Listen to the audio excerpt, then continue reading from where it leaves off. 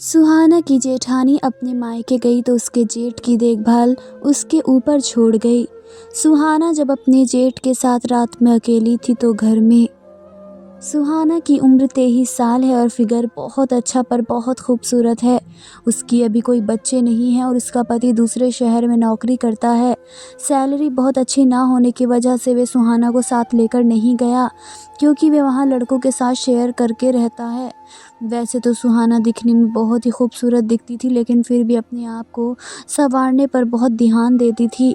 वे अपने जेठ जी अयान और उसकी पत्नी रूपा के साथ लखनऊ में ही रहती थी। सुहाना के पति को छुट्टियां कब मिलती थी, प्राइवेट नौकरी करता था उसका पति और दिल्ली में ही रहता था, इसलिए वे घर कम आ पाता था, लेकिन फ़ोन पर घंटा घंटा भर बात करता था।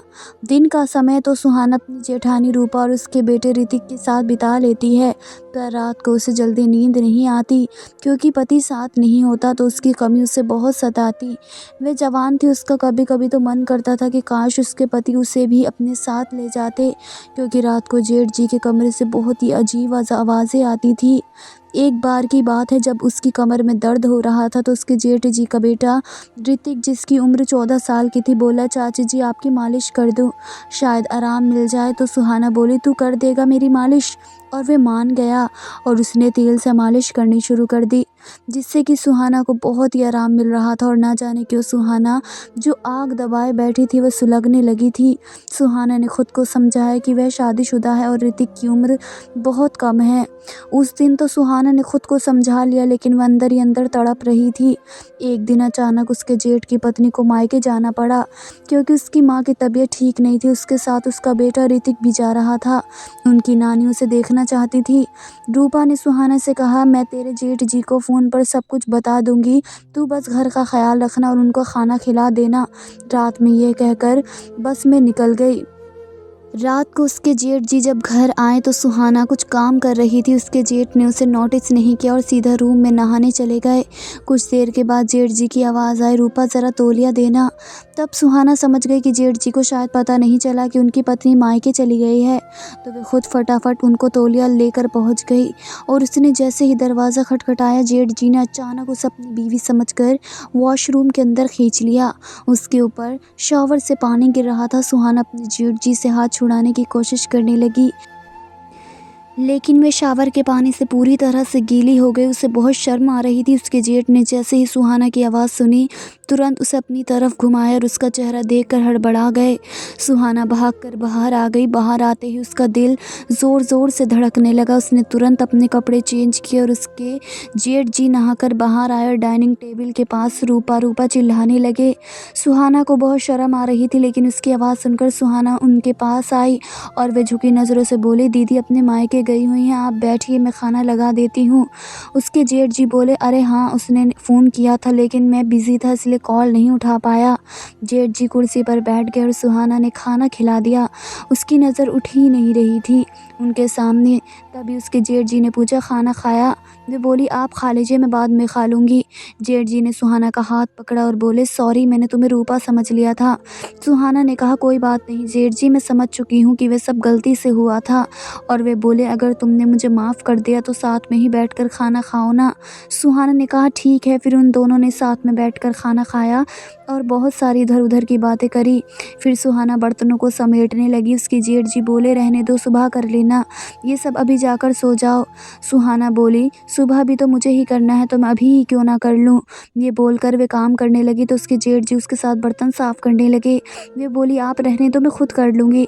तो उन्होंने कहा, कैसे रहने दूँ, तुम इतना काम करती हो, मैं तुम्हारी हेल्प भी ना करूँ। वे उनके साथ में बर्तन धोने लग गए। सुहाना ने एक बार फिर कहा, आप रहने दीजिए ना। वे उसकी बात सुनकर बोले, करवाने दो साथ में काम, इसी बहाने तुमसे थोड़ी बात भी हो जाएगी। फिर सारा काम ख़त्म करके उन लोगों ने कुछ देर बातें करी और फिर सुहाना बोली, चलो अब चलते हैं, रात बहुत हो गई है। सुहाना का मन तो नहीं कर रहा था जाने का। जेठ जी को देखकर उसके दिल में कुछ कुछ हो रहा था। वह अपने मन में अपने कमरे में जाने लगी और उसके जेठ जी उसे गुड नाइट कहकर चले गए। सुबह सुहाना अपने जेठ जी के उठने से पहले ही सारा काम ख़त्म करके नाश्ता बनाने लग गई। तब तक जेठ जी बाहर आए और बोले, अरे इतनी जल्दी ये सब करने की क्या ज़रूरत थी। सुहाना बोली, आपको ऑफ़िस के लिए लेट ना हो जाए इसलिए। जेठ ने कहा, आज ऑफ़िस नहीं है, मैं तुम्हें रात में ही बताने वाला था लेकिन तुम्हें नींद आ रही थी और मैं बताना भूल गया। सुहाना बोली, कोई बात नहीं, आप नहा लीजिए, फिर नाश्ता लगाती हूँ। सुहाना के जेठ जी नहा कर आए और फिर दोनों ने साथ में मिलकर नाश्ता किया। फिर उसके जेठ जी ने कहा, तुम बहुत दिनों से बाहर नहीं आई हो और भाई भी नहीं है, तो सोच रहा हूँ तुम्हें कहीं घुमा लाऊं, अगर तुम्हें मेरे साथ बाहर घूमने से कोई दिक्कत ना हो तो। सुहाना ने कहा, अच्छा जेठ जी, मुझे तो कोई दिक्कत नहीं है, पर अगर दीदी को पता चला तो। जेठ जी बोले, तुम टेंशन क्यों लेती हो, क्या मेरा इतना भी हक नहीं है तुम पर। इसके बाद जेठ जी उसे बाहर घुमाने ले गए और पिक्चर भी दिखाई और फिर होटल में भी खाना खिलाया और बहुत सारी शॉपिंग करवाई। शाम हो गई तो उसके जेठ जी ने रात के खाने के लिए बाहर से ही बहुत कुछ ले लिया और वे घर के लिए निकल गए। तभी सुहाना के पास उसके पति का फ़ोन आया। सुहाना ने फ़ोन उठाया और अपने पति से बात करना शुरू किया। तभी उसके जेठ ने टैक्सी में बैठने के लिए आवाज़ लगाई। सुहाना ने अपने पति से कहा कि मैं अभी बाहर हूँ, आपसे थोड़ी देर में बात करती हूँ, और उसकी बात बिना सुने फ़ोन कट कर दिया। सुहाना ने ऐसा पहली बार किया था इसलिए उसके पति को बहुत अजीब लगा और उसे फ़ोन पर आदमी की आवाज़ भी सुनाई दी थी। ये सोचने लगा कि आखिर सुहाना किसके साथ है। फिर उसने सोचा, ज़्यादा ना सोचूं, फ़ोन करेगी तब पूछ लूँगा कि कहाँ थी और किसके साथ थी। फिर रात को सुहाना ने अपने जेठ के साथ मिलकर खाना खाया। वह अपने जेठ के साथ काफ़ी घुल मिल गई थी। सुहाना जब खाना खाकर अपने कमरे में जाने लगी तो उसने अपने जेठ जी से बोला, आपने अपने छोटे भाई की कमी आज पूरी कर दी, आप बहुत अच्छे हैं। वे बोले, मैं वे कमी कैसे पूरी कर सकता हूँ, वे मेरे बस में नहीं है। सुहाना शर्मा गई और बोली, आप तो उनके भाई हैं, जितना हक उनका है उतना ही आपका भी है, और मुस्कुराने लगी। सुहाना की शरारत भरी मुस्कान देखकर उसके जेठ को अब सब समझ आ रहा था। थोड़ी देर बाद उसके जेठ बोले, चलो बहुत रात हो गई है। सुहाना उठकर अपने कमरे में चली गई। सुहाना को बहुत बुरा लग रहा था कि उसने जेठ जी से साफ साफ कहा, लेकिन फिर भी उन्होंने इसकी इच्छा नहीं समझी। उस रात तो सुहाना सो गई। सुबह सुहाना के पति का फ़ोन आया। जब उसने सुहाना से पूछा कि कल तुम कहाँ थी, गाड़ियों की आवाज़ आ रही थी, तो उसने बताया कि वो बाज़ार गई हुई थी। तो उसके पति ने पूछा, किसके साथ गई थी। वो बोली, क्या मतलब। तो उसके पति ने कहा कि तुम्हें जब मैंने फ़ोन किया था तो किसी आदमी की आवाज़ आ रही थी, जिसके बुलाने पर तुमने फ़ोन कट कर दिया। सुहाना बोली, दरअसल मेरे साथ में जेठ जी थे, मेरी तबीयत ठीक नहीं थी। तो उसका पति बोला, अभी तो तुम कह रही थी कि तुम बाज़ार गई थी। तो वह सकपक आ गई और बोले कि मैं आपको परेशान नहीं करना चाहती थी, इसलिए मैंने ऐसा कह दिया था। दरअसल मेरी तबीयत ख़राब हो गई थी तो जेठ जी मुझे दिखाने ले गए थे। तो उसके पति ने कहा कि क्या हो गया था तुमको। तो उसने बताया कि उसे बुखार आ रहा था। तो उसके पति ने उसे कहा, ठीक है, तुम अपना ध्यान रखो और दवाई टाइम पर ले लेना, कोई दिक्कत हो तो भैया को बता देना, वे फिर से तुम्हें से डॉक्टर को दिखा आएंगे। सुहाना के जेठ जी अपने ऑफिस चले गए और सुहाना का घर में बिल्कुल भी दिल नहीं लग रहा था। उसके अरमान बार बार मचल रहे थे।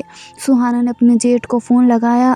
उसके जेठ ने कहा, क्या हुआ सुहाना, क्या बात है। तो सुहाना बोली कि कुछ नहीं, बस आपकी याद आ रही थी, जब से आपके साथ वक्त बिताया है बहुत अच्छा लगा। सुहाना के फ़ोन पर तभी उसके पति का फिर से फ़ोन आने लगा। सुहाना फ़ोन नहीं उठाती और अपनी जेठ जी से बातें करने में लगी रहती थी। इधर उसका पति परेशान हो रहा था। पिछले 1 घंटे से वे फ़ोन लगा रहा था लेकिन सुहाना का फ़ोन बिज़ी जा रहा था। इससे पहले कभी सुहाना का फ़ोन इतना बिज़ी नहीं जाता था, और जाता भी था तो थोड़ी देर में वे कॉल बैक ज़रूर करती थी। पर आज पूरा दिन निकल गया। सुहाना का पति उसके फ़ोन का इंतज़ार करता रहा पर फ़ोन नहीं आया। सुहाना का जेठ आज जल्दी घर आ गया। सुहाना उन्हें देखकर खुश हो जाती है। सुहाना नज़रें झुकाकर खड़ी होती है। उसके जेठ कहते हैं, सुहाना देखो, मैं तुम्हारे लिए कौन सी आइसक्रीम लेकर आया हूँ। सुहाना की तरफ आइसक्रीम का कोन बढ़ा देते हैं। सुहाना देखती है कि वे सिर्फ एक ही कोन है। वे कहती है, जेठ जी ये क्या, ये तो सिर्फ एक ही कोन है, आप अपने लिए आइसक्रीम नहीं लाए। तो उसका जेठ मुस्कुराया और बोलता है कि हम दोनों एक में ही खा लेंगे, अब अलग अलग की क्या ज़रूरत है। सुहाना आइसक्रीम को फ्रिज में डाल देती है। उसका जेठ नहाने चला जाता है फ्रेश होकर।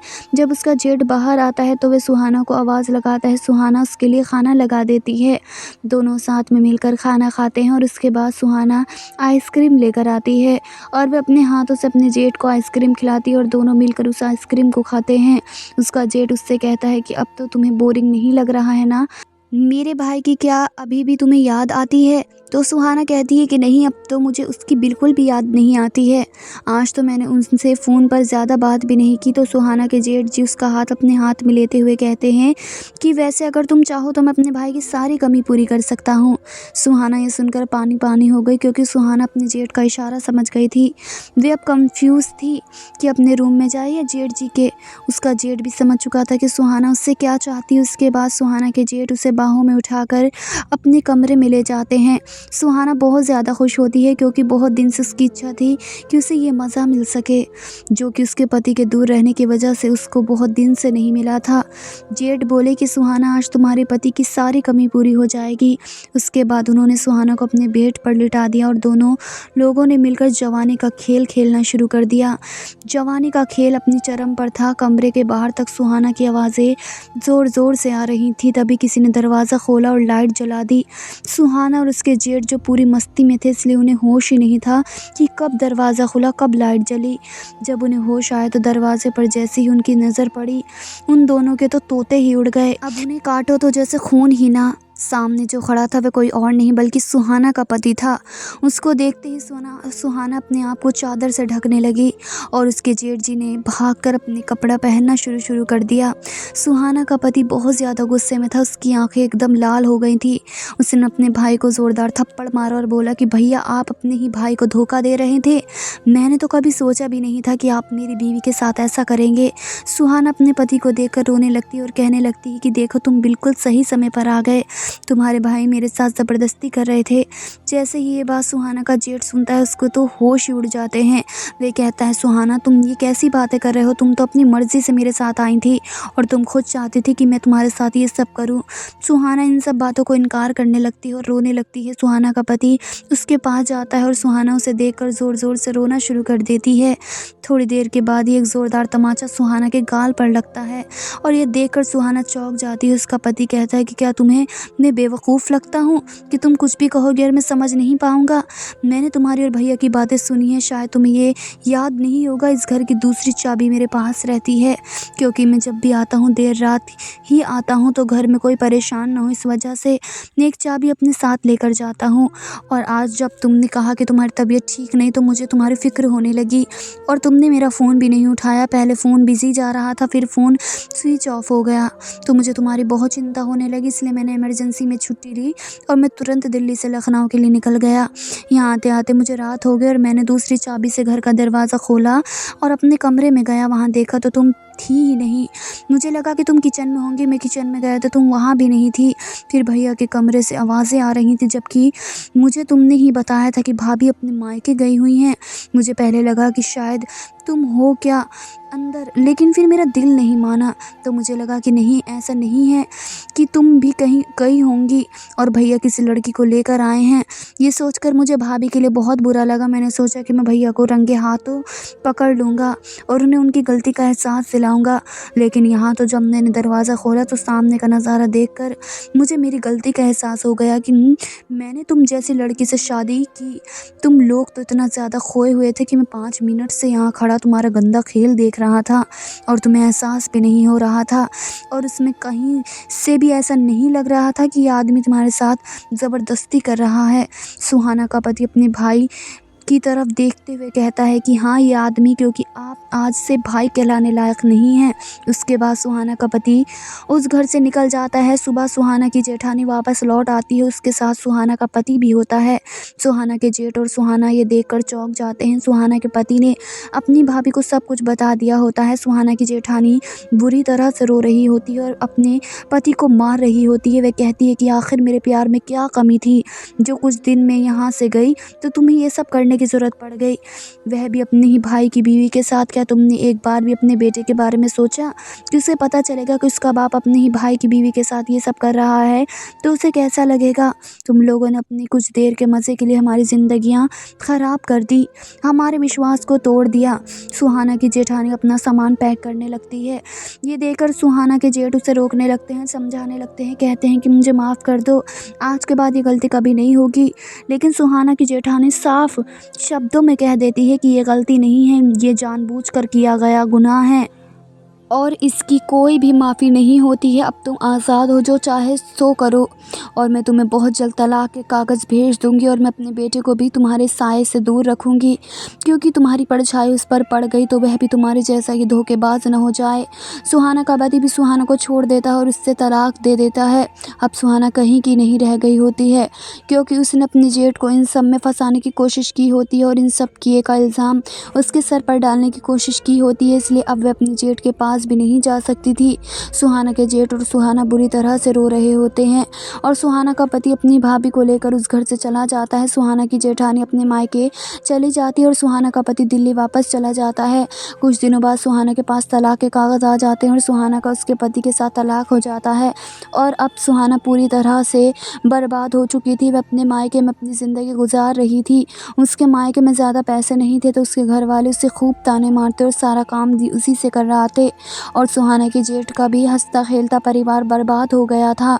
आज इस घटना को 2 साल हो गए। सुहाना के जेठ ने अपने बेटे को 2 साल से शक्ल नहीं देखी थी।